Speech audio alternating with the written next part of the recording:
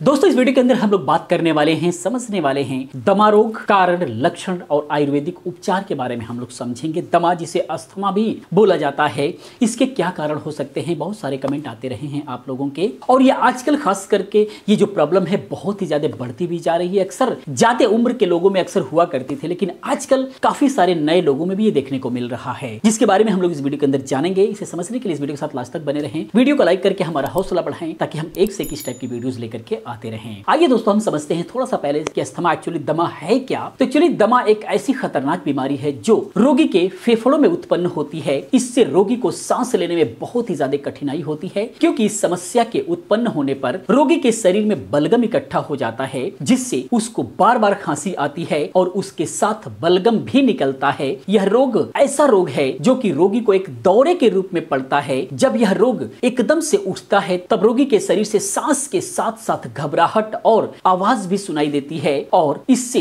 रोगी की सांसें फूलने लगती है। यह रोग रोगी को रात के समय ज्यादातर परेशान करता है। यह प्राय ज्यादा उम्र के लोगों में देखा जाता है, लेकिन कई बार यह कम उम्र के इंसानों में भी देखने को मिला है। वैसे इस रोग का अभी तक ज्यादा इलाज संभव नहीं हो पाया है, लेकिन अगर इस रोग के शुरुआती लक्षणों के ऊपर नियंत्रित किया जाए, उस पर काम कर लिया जाए, तो इसको काबू किया जा सकता है। और इस रोग को अस्थमा के रोग से भी जाना जाता है, जैसे कि मैंने पहले भी बताया।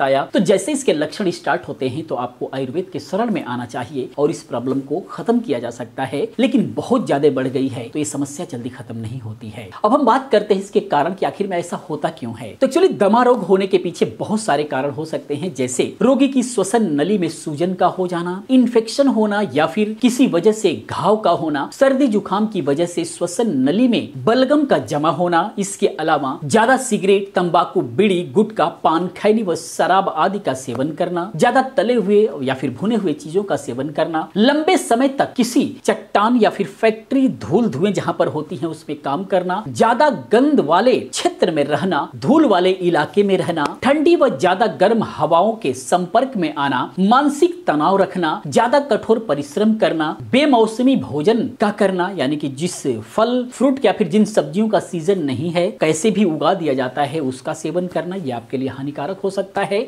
आप जहां पर रहते हैं वहां के वातावरण में क्या हो रहा है वही आपके लिए अनुकूल है, इसलिए आपके यहाँ जो कुछ भी जिस चीज का मौसम है उसी को खाना चाहिए। इसके अलावा विषैली गैस के संपर्क में आना, ज्यादा एलोपैथ दवाइयों का सेवन करना, क्षय रोग होना आदि इस समस्या के कारण हो सकते हैं। अगर हम इसके लक्षणों की बात करें तो इसके कई प्रकार के लक्षण हो सकते हैं, जैसे रोगी को बेचैनी और घबराहट का होना, सांस लेने में तकलीफ या फिर घबराहट होना और घरघराहट की आवाज आना, फेफड़ों में बलगम का जमा हो जाना, खांसी के साथ ही ज्यादा मात्रा में बलगम आना, बलगम बिल्कुल पीला आना, ठंडे पसीने आना, रात के समय रोगी को दमा के कारण सांस लेने में ज्यादा तकलीफ होना, कम काम करते ही सांस फूलने लगना, जैसे थोड़ा सा तेज चल दिए, थोड़ा सा दौड़ दिए तो सांस फूलने लग जाना, धमनियां तेज चलना, हाथ पैर ठंडे होना, पैरों में सूजन आना, बलगम में खून आना, नाखून व आंखें पीली होना आदि इस समस्या के लक्षण हो सकते हैं। अगर इस टाइप की समस्या अगर आपको दिखाई दे रही है, इन लक्षणों में से कोई सा भी लक्षण अगर आपको दिखाई दे रहा है, तो आपको सावधान होने की जरूरत है। बचाव की हम बात करते हैं तो जैसा कि हमने आपको पहले ही बताया कि इस रोग का इतनी ज्यादा उपचार अभी तक संभव नहीं हो पाया है। आयुर्वेद में तो है भी, एलोपैथ में उतना अच्छा उपचार इसका नहीं है। इसीलिए इस रोग के शुरुआती लक्षणों के ऊपर नियंत्रित करके इस रोग को कंट्रोल किया जा सकता है। इसीलिए आपको कुछ ऐसी बातों का ध्यान रखना चाहिए जो बहुत ही ज्यादा जरूरी है, जो कि इस रोग को बढ़ावा देने से रोकेगा, इस रोग को बढ़ावा देने में जो है रुकावट पैदा करेगा। तो उसके लिए जैसे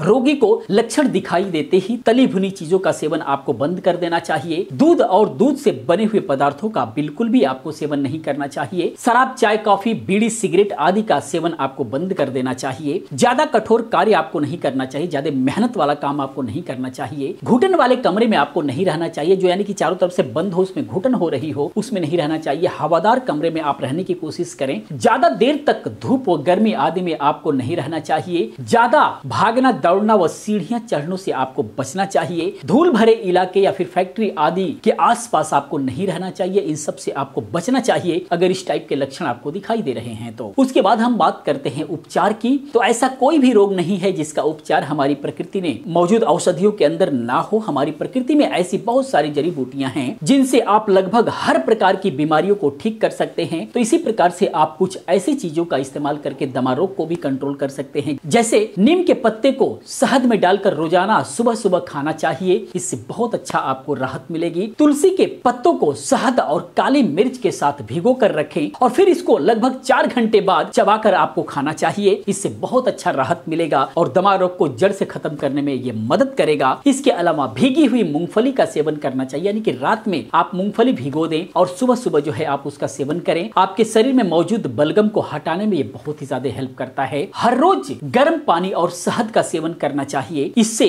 आपके शरीर में गर्मी मिलती है और आपके शरीर से बलगम बाहर निकलने में मदद करता है। इसके अलावा लहसुन की 4 से 5 कलियां जो है दूध में उबालकर आपको इसका सेवन करना चाहिए, दूध पीना चाहिए और बाद में जो है वो लहसुन की कलियां आपको खा जाना चाहिए। या फिर इसके अलावा सुबह सुबह खाली पेट आप जो है कच्चे लहसुन का भी अगर आप सेवन करते हैं तो बहुत अच्छा काम करता है। इसके अलावा पानी में अजवाइन डालकर उबालना चाहिए और फिर इसकी भाप लेनी चाहिए, बहुत अच्छा लाभ करता है। अगर सांस लेने में ज्यादा तकलीफ हो रही है तब 1 गिलास पानी में मेथी के दाने डालकर उबालना चाहिए और जब बिल्कुल कम रह जाए तब शहद और अदरक रस को मिलाकर सुबह शाम लेना चाहिए, बहुत अच्छी राहत मिलती है। तो ये जो हमने तरीका बताया है इससे आपको आराम मिल जाएगा, कोई दवा लेने की जरूरत नहीं है। लेकिन फिर भी किसी इंसान को दमा रोग उत्पन्न हो जाता है और इन सब दवाइयों का असर नहीं हो रहा है तब आपको डॉक्टर के पास जरूर जाना चाहिए, अपने टेस्ट करवाना चाहिए और दवाइयां स्टार्ट कर देनी चाहिए। यह एक खतरनाक बीमारी भी हो सकती है, इससे आपको जल्द छुटकारा नहीं मिलेगा, इसीलिए इसके शुरुआती लक्षणों को देखते ही आपको तुरंत इसका इलाज जो है शुरू कर देना चाहिए, ये बहुत ही ज्यादा जरूरी है। तो दोस्तों ये इन्फॉर्मेशन दमा रोग के बारे में आपको कैसा लगा प्लीज आप कमेंट में जरूर बताएं। अगर ये इन्फॉर्मेशन अच्छी लगी है तो प्लीज इस वीडियो को लाइक करें, अपने दोस्तों के साथ शेयर करें। मैं मिलता हूं नेक्स्ट किसी और अच्छी इन्फॉर्मेटिव वीडियो के साथ में। पूरी वीडियो देखने के लिए, चैनल को सब्सक्राइब करने के लिए, हमें सपोर्ट करने के लिए आप सभी का दिल से धन्यवाद करता हूं। आपका दिन शुभ हो।